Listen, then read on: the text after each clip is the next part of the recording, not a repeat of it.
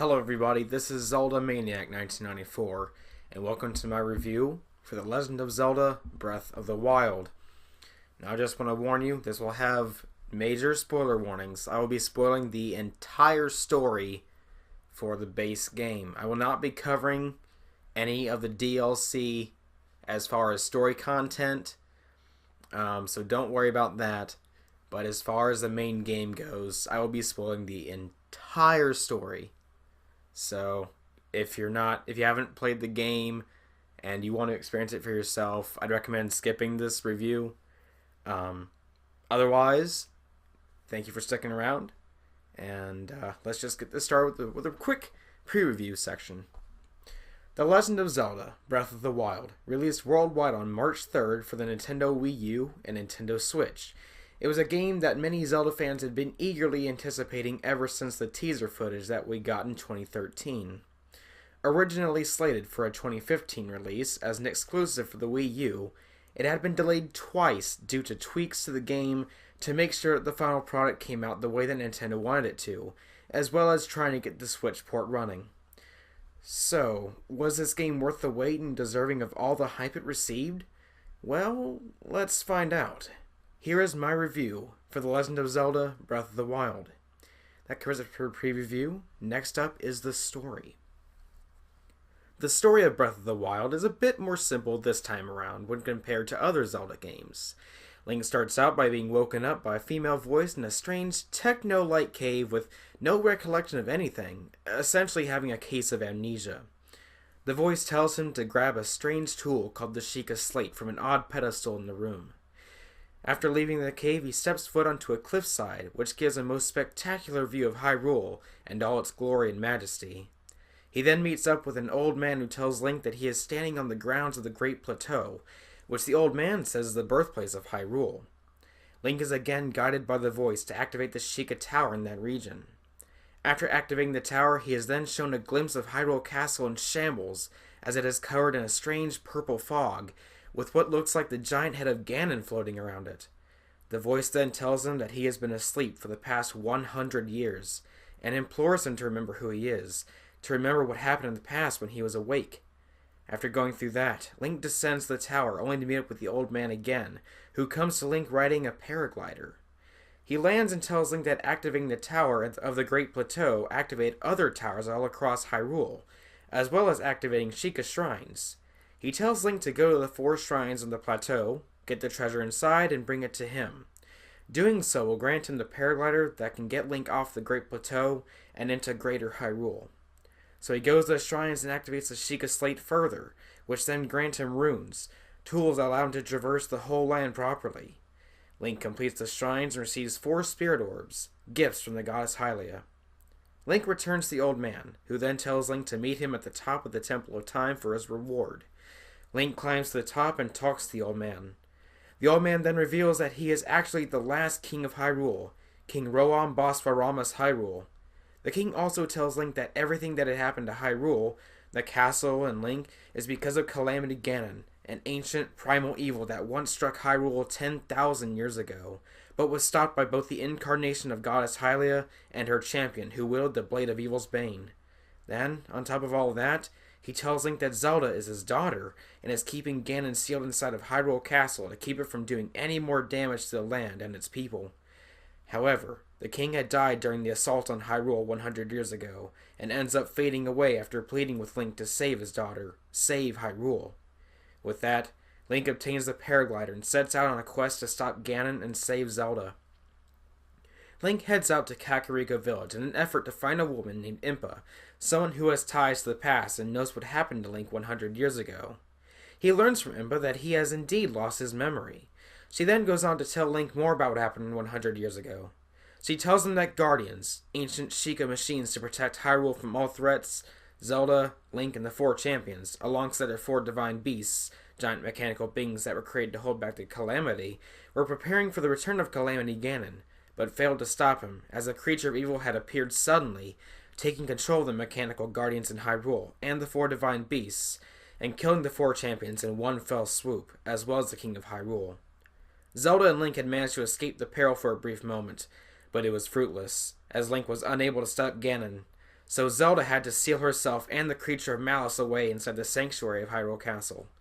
Link, learning of this, is told by Impa to seek out the 4 divine beasts, cleanse them, free the 4 champions, and retrieve his memories, as this would be the only way to save Zelda and stop Ganon from destroying everything.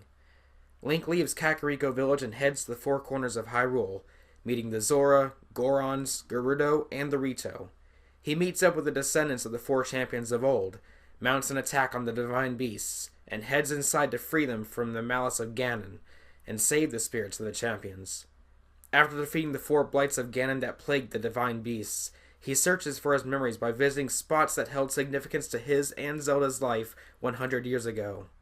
He remembers that he had nearly died and fell into a comatose state while defending Zelda from a horde of malice-ridden guardians, but in the end, he couldn't stop them all.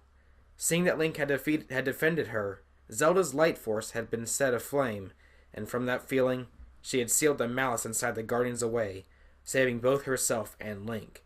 But Link had sustained nearly fatal injuries, so Zelda had him taken to the Shrine of Resurrection, the very same place he had woken up in, to make sure that his injuries would heal. With all memories intact, the champion saved, and receiving the sacred set of clothes that heroes from ages past and Mashika monks inside the other 116 shrines hidden around Hyrule, he stormed Hyrule Castle to fight Ganon. After going through a grueling fight with Dark Beast Ganon, he and Zelda had used their powers, just like times past, to seal up Ganon and saved Hyrule once more, ushering in a new era of peace for the land. And that covers it for the story section. Next up is the combat. The combat this time around has been simplified from Twilight Princess's combat style, but makes things more complex in its simplicity, in a good way. You still have the option to lock on with the ZL button, but locking on has a more wide range to keep track of your enemy. You can now move the camera around for a more dynamic view of the battle you're partaking in. As for the combat itself, one thing to know is that things break. Use a weapon or bow for too long, and its durability will be crippled. Now then, on to the combat itself. You'll use the Y button to swing your weapon around. You can hold the Y button for a charge attack. New to this series is the Flurry Rush, which, if you manage to dodge an enemy's attack at just the right moment, you can execute a swift flurry of attacks to your enemy in slow motion, hereby meaning that Link is moving much faster than they can react. Also, as a last-ditch attempt, you can throw your weapon with the R button. And that is it for basic combat. There are no helm splitters, no finishing blows, no thrust attacks, none of that. Instead, the different styles of attacks from older Zelda games have been implemented into 3 weapon styles. Those styles being spear, sword, and two-handed. The spear provides quick jabs, but do the least damage. The sword can be used in conjunction with the shield, and provides the basic speed of swings that you would expect from other Zelda games, as well as some having the ability to act as boomerangs when thrown. Lastly, the two-handed weapons are slow to swing but deal the most damage, as well as being able to knock the shield out of your enemy's hands. However, you don't just have those 3 types to worry about saving your back. You also have the bow and arrow, which can have a myriad of arrow types, those being standard, fire, ice, electric, bomb, and ancient, with 2 special bows utilizing light arrows. The standard arrows only deal damage, the fire arrows burn things, the ice arrows freeze things, the electric arrows electrocuting things, as well as making enemies drop shields. The bomb arrows explode on target, and the ancient arrows, well, they completely make the target vanish. They just get sucked into a wormhole of energy and disappear. Finally, that leaves us with the Sheikah Slate, which has varying degrees of helpfulness in combat. You have access to 7 runes. The remote round bomb, the remote square bomb, magnesis, stasis, cryonis, camera, and amiibo. Both bomb runes explode, but have a nice touch is that you can choose when they detonate. As with shape of the bomb, the round bomb will roll around, whereas the square bomb will not, allowing you different ways to come at the opponent depending on the environment. Magnesis can pick up metal objects, stasis allows you to stop time on specific objects for a short period, cryonis can make pillars of ice come from water, the camera takes pictures, which doesn't really help when fighting, but it can be used to add entries into the Hyrule Compendium. And then the amiibo rune. This thing has 2 purposes. First, tap any amiibo that isn't Wolflink and Midna, and you will get different things to drop from the sky, whether it be fish, apples, metal crates, or a treasure chest. Scan the Wolflink and Midna amiibo, and Wolflink will appear to help you out by jumping and biting at the enemy. And that covers the combat section. Next up is the dungeon. Dungeons are handled in a completely different way than ever before. As mentioned briefly in the story portion, there are 120 Sheikah shrines. These are like mini dungeons, testing you on your ability to skillfully use a Sheikah slate, as well as any weapons you have, and of course, your wits. Completing these takes around 1 to 5 minutes, whereas in previous Zelda games, a basic dungeon could take anywhere from 15 to 20 minutes. At the end of the shrine is a Sheikah monk. They will give you a spirit orb as a reward for finding and then solving the puzzles that you did. These orbs, when you obtain 4 of them, can increase either your hearts by 1 or increase your stamina gauge, which is used to climb, swim, paraglide, charge attacks, and sprint.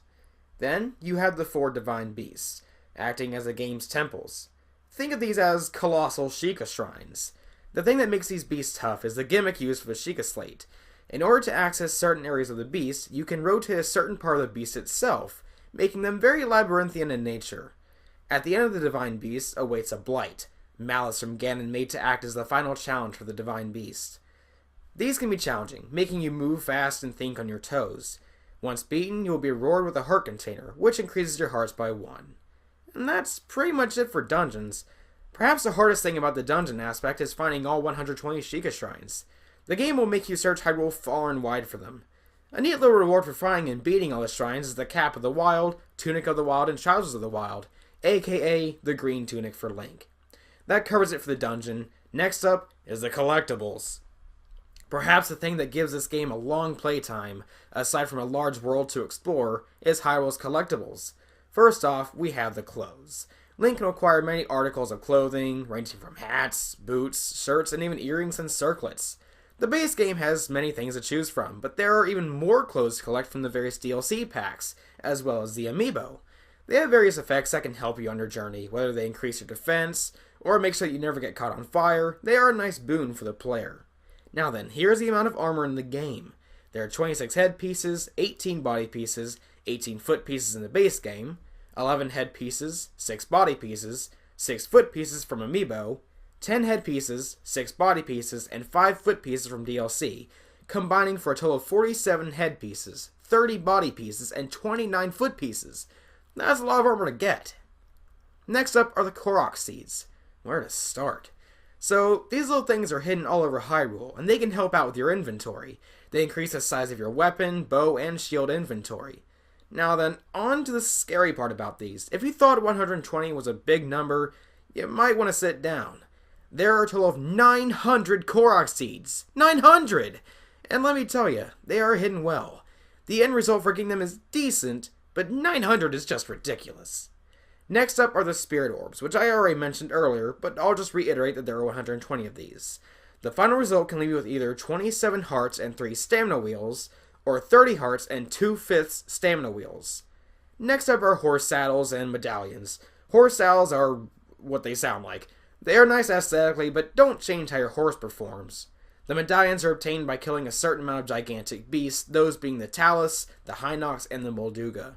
The medallions are just proof and serve for bragging rights. Last up is the Hyrule Compendium. This requires taking pictures of many different things. Weapons, shields, bows, arrows, enemies, horses, minerals, and materials. This is also useful if you want to find one of these mentioned things later on. Simply select what you want to track, and the Sheikah slate will do the rest. Well, that covers it for the collectibles. Next up is music. The music itself can be a bit lacking, opting for a more ambient feel, with just a few memorable pieces of thematic music sprinkled in, all performed on piano. The ambient feeling, however, fits quite nicely with the more open-world feel of Breath of the Wild, giving one a sense of wonder, and allowing the ability to just let the mind wander and think.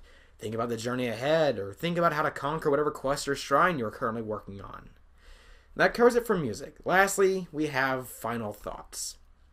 This game is definitely worth all the waiting and all the hype that wound into and around this game. It is something truly special and has an amazing pull that makes you put in an amazing amount of time to this game without even knowing it. You can play this game a myriad of different ways, such as a straight rush to Ganon, a 3-heart run, a no armor run, all kinds of things. I will say that this isn't my favorite Zelda game, as the story takes more of a backseat to combat.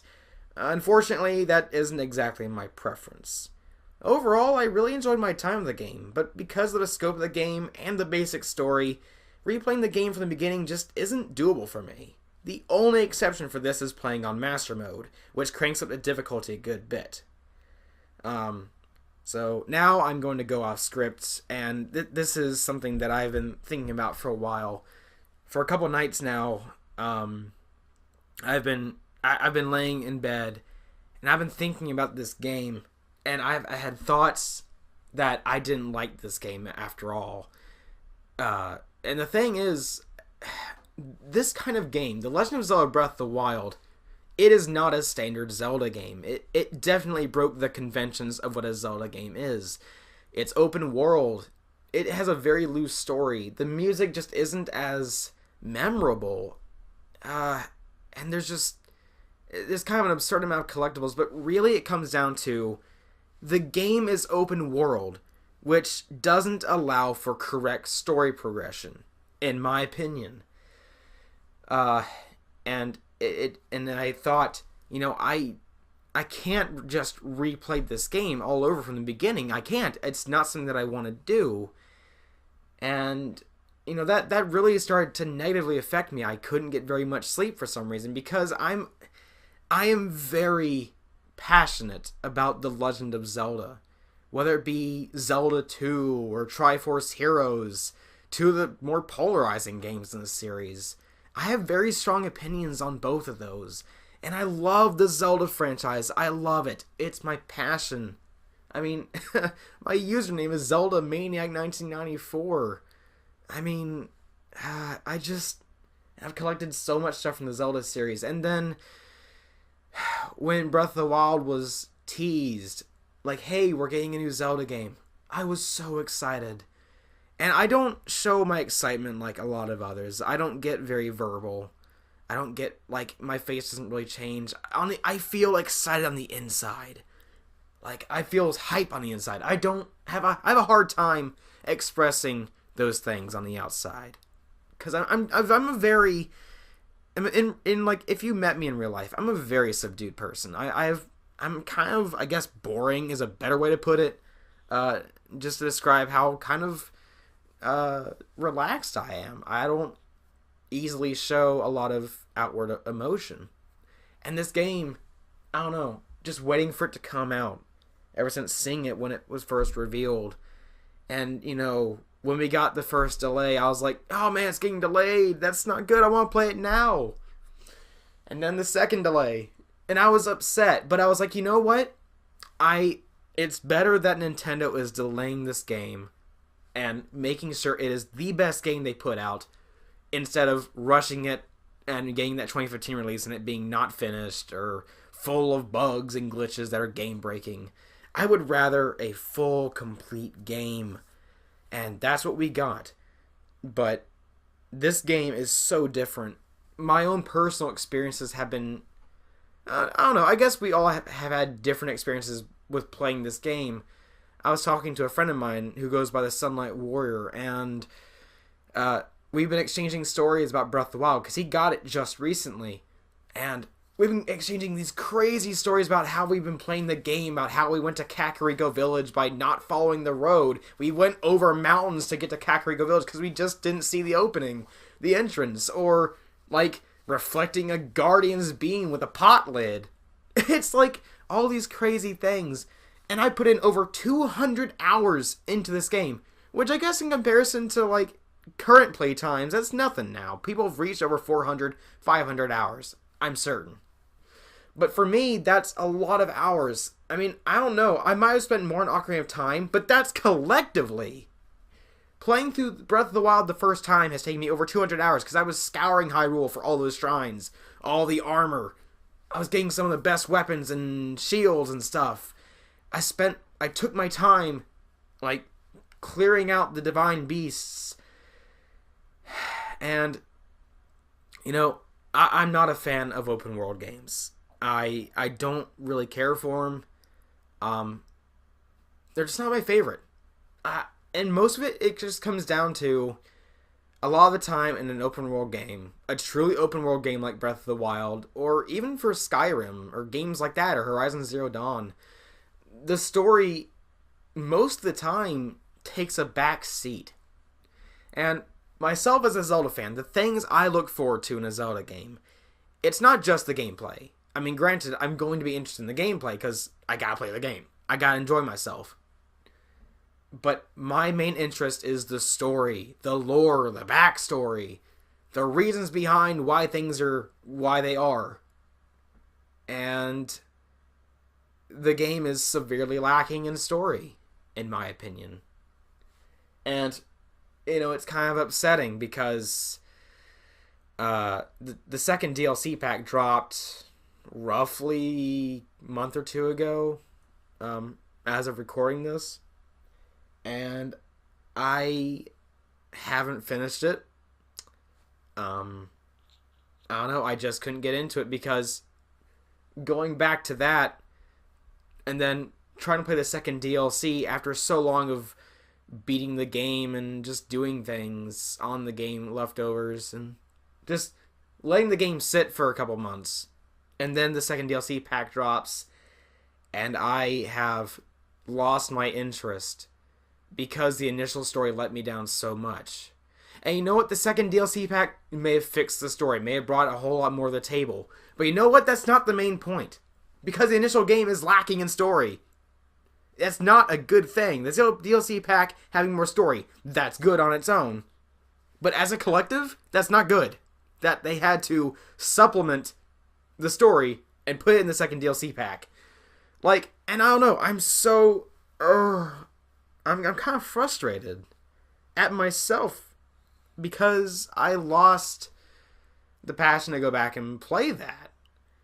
And just before recording this video, some part of me wanted to pop in Breath of the Wild on my Switch and play in Master Mode. And I wanted to rediscover The Legend of Zelda Breath of the Wild. Because, honestly, I was apprehensive about making this review. I was nervous. I wasn't sure how my overall outlook would be. Before I popped into the game and played a little bit of it and then started doing this review, I had a negative outlook on Breath of the Wild. I began to hate it. And there's no reason for that. I don't know. I don't know why. No, I know why. It's because it was open world, and I don't like open world games. If I can't have fun restarting the game, starting on a new game again, in a Zelda game, or whatever, in my book, that's kind of a failure. Whether it's a failure on the developer's part or on my part, that's a failure. And I felt bad because of that. Because I wanted to really love this game. I really wanted to start a new game again. To start from the very beginning. But I was jaded at the time. And it came down to the gameplay too. I guess a part of it why I didn't care for it. Because... after a while, I realized, okay, all the weapons break. So I can just use bombs. And that took the fun out of fighting enemies, because I didn't fight enemies anymore. I just blew up whatever's in my way, and that was it. And that was after I beat the game, mind you. That was when I was, still trying to get some more stuff done in Breath of the Wild, when I was playing on the Wii U. And I just didn't use weapons or anything. And another thing, this review... Most of it was scripted. I wasn't even planning on doing an off-script end portion. My last thoughts were also scripted there. But this is completely off-script. Another thing that I have a problem with, and this is an unexcusable thing in my opinion, just the two problems with this game that really made me upset. And it comes down to the weapon durability. It is that the Hylian shield can break, and the Master Sword can, quote-unquote, run out of energy, but essentially it breaks. The Master Sword breaks. That's unexcusable. Because both of those things, they were created... the Master Sword was originally the Goddess Sword, which was created by the Goddess Hylia as a way to fend off the Demon King. And it was transformed into the Master Sword by the three flames of the dragons, which are servants of the goddess. It was crafted to be that, and it's an unbreakable weapon. Like, it is stated, or I think it's stated, it's either stated or it's a given that the weapon is unbreakable. Sure, it can run out of energy. That was seen in the Wind Waker, where after a long time, after some sages were killed, the Master Sword lost its shine and its ability to repel evil. It was still kind of a sharp blade, but it was dull. But it never broke. Alright? But in this game, because everything has a weapon durability, it breaks. Now, it says that the Master Sword ran out of energy. I don't care. Let me use a Master Sword still. I don't care if I have a reduced weapon power. Let me keep using it. But you can't because it broke. And it recovers after like 10 minutes, I think. So you have a 10-minute delay after you break the Master Sword. And it's so bad because, like, the way that I was handling the Master Sword was kind of irreverent on its own because I kept calling it the mining tool. Because I had a weapon that can, like, pretty much come back after 10 minutes, I just use it to farm for ores. I mean, that's sad and it's stupid, but that's what it was because the game did not handle it with a proper reverence that it should have had. So why should I? And the Hylian Shield, it is stated specifically in Skyward Sword that it is unbreakable. Even in other Zelda games where it appears, it is unbreakable. But all of a sudden, it can break in Breath of the Wild. Now, granted, it takes a long time for the shield to break. Like, I don't know, even a lot of shots from Guardians, which are some of the most powerful attacks in the game, it will not break the Hylian Shield. But it can break, which is really stupid on its own. Because it is developed, it is designed, created to be unbreakable. And it is. I don't know. And, wow, I really spiraled off my review here. This turned into more of a rant, I'm sorry. But those are just my genuine opinion. That's just my genuine opinion on Breath of the Wild.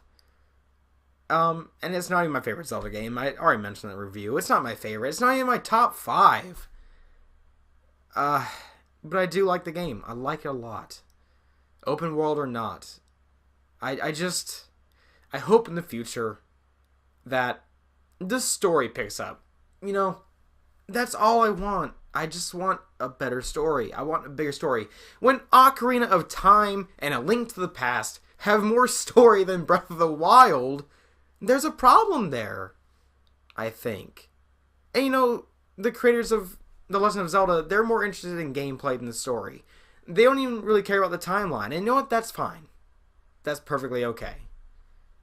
But I just wish that there was more story. Because as a connoisseur of The Legend of Zelda, I want more. I just want more and more and more. And that's what we didn't really get in Breath of the Wild.